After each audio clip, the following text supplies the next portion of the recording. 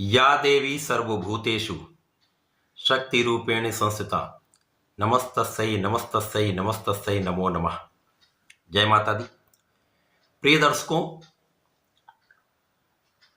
नवरात्रि का आरंभ हो चुका है।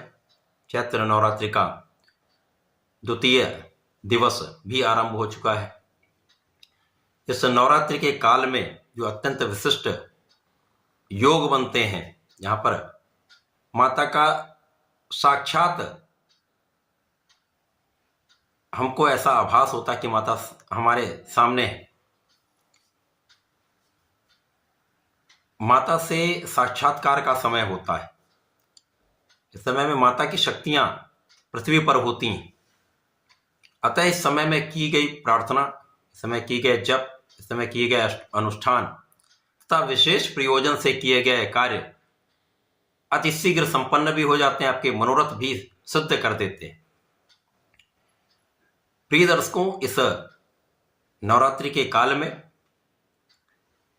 यदि आप विधि पूर्वक पूर्ण मनोयोग से अपने भाव भक्ति के साथ माता की आराधना करते हैं तो निश्चित रूप से आपकी मनोकामनाएं भी पूर्ण होती हैं, आपके कष्ट भी दूर होते हैं, शत्रु का विसंहार भी माता करती हैं, धन का प्रवाह भी माता करती हैं, सुखों का प्रवाह भी माता करती हैं तथा आपको संपूर्ण परिवार के साथ आशीर्वाद भी देती हैं। इस पूरे नवरात्रि के काल में समस्त राशि के जातकों को नवारण मंत्र का जप अवश्य करना चाहिए।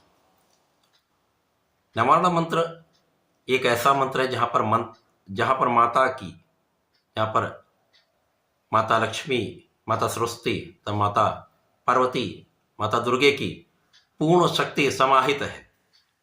अतः इन त्रिदेवियों का संपूर्ण लाभ, संपूर्ण आशीर्वाद आपको प्राप्त होने लगता है। नवरात्रि के काल में प्रातः काल तथा संध्या के समय में अथवा जब भी आपको उचित समय मिले उस समय, विशेषकर संध्या के काल में यह अत्यंत प्रभावी होता है जब आप अपने पूजा घर में, अपने पूजा के स्थान में धूप दीप नैवेद्य के साथ गाय की घी का दीपक प्रज्वलित करके शुद्ध मन से, शुद्ध आचरण के साथ माता के इस नवारण मंत्र का जप करते हैं। कम से कम एक माला अवश्य करें तो आपके लिए जिस संकल्प की सिद्धि के लिए आप कर रहे हैं वो संकल्प सिद्ध होने लगता है।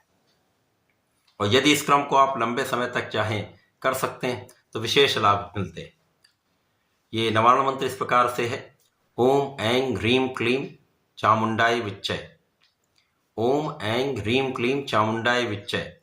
अत्यंत सरल मंत्र है, कोई भी जातक आसानी से इसको जप कर सकता है। किसी प्रकार की बड़ी कोई बाध्यता नहीं है। हाँ, केवल इस समय में कुछ अखाद्य चीज़ों से आपको बचना चाहिए। जो सात्विक विचारधारा रखिए, सात्विक भोजन रखिए और सात्विक परिवेश में आप रहेंगे तो कभी किसी प्रकार की कोई समस्या नहीं आएगी।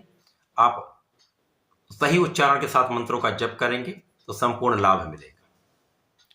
इसी प्रकार से जो जातक अपने संतान के लिए, जो संतान छोटी है, बहुत आयु नहीं है, उनके लिए यदि विद्या में सफलता की प्राप्ति चाहते हैं या उनके बुद्धि का बल अच्छा करना चाहते हैं तो